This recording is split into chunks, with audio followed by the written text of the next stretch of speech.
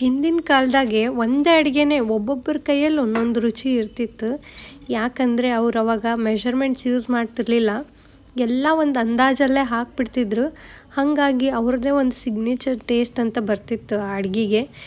ಇವಾಗ ನಾನು ಮಾಡ್ತಿರೋ ಈ ದೋಸೆ ಪಾನ್ಕಕ್ಕೂ ಅಳತೆನೇ ಇಲ್ಲ, ಹಾಗೆ ಒಂದು ಅಂದಾಜು ಮೇಲೆ ಮಾಡೋದು. ಇದನ್ನು ಒಂದು 4 ಸ್ಪೂನ್ ಅಕ್ಕಿ ಹಿಟ್ಟು ಹಾಕ್ಕೊಂಡಿನಿ. ಇದಕ್ಕೆ 2 ಗ್ಲಾಸ್ ಹಾಲು, 1 ಗ್ಲಾಸ್ ನೀರು ಹಾಕ್ಕೊಂಡಿನಿ.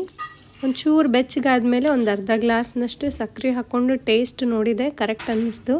ಭಾಳ ಸಿಹಿ ಇರಬಾರ್ದು, ಇದು ದೋಸೆಗೆ ಹಚ್ಕೊಳ್ಳೋದಲ್ಲ, ಅಷ್ಟು ಚೆನ್ನಾಗಿ ಅನ್ಸಂಗಿಲ್ಲ ಸಿಹಿ ಭಾಳ ಆದರೆ. ಇದಕ್ಕೊಂದು ಸ್ವಲ್ಪ ಕಲ್ಲಂಗಡಿ ಬೀಜ, ಗಸಗಸಿ, ಒಣ ಕೊಬ್ಬರಿ ತುರಿದಿದ್ದು ಹುರಿದು ಹಾಕ್ಕೊಂಡಿನಿ.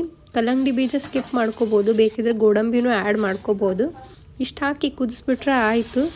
ದೋಸೆಗೆ ಮಸ್ತ್ ಇರುತ್ತಿದ್ದು, ನಮ್ಮಮ್ಮ ಭಾಳ ಮಾಡ್ತಿದ್ರು ನಾವು ಸಣ್ಣವರಿದ್ದಾಗ. ಒಂದು ಸಲ ಟ್ರೈ ಮಾಡಿ ನೋಡಿರಿ, ಹೆಂಗೆ ಅನಿಸ್ತಂತ ಹೇಳಿ ನಂಗೆ ಕಾಮೆಂಟ್ ಮಾಡಿ ತಿಳಿಸ್ರಿ.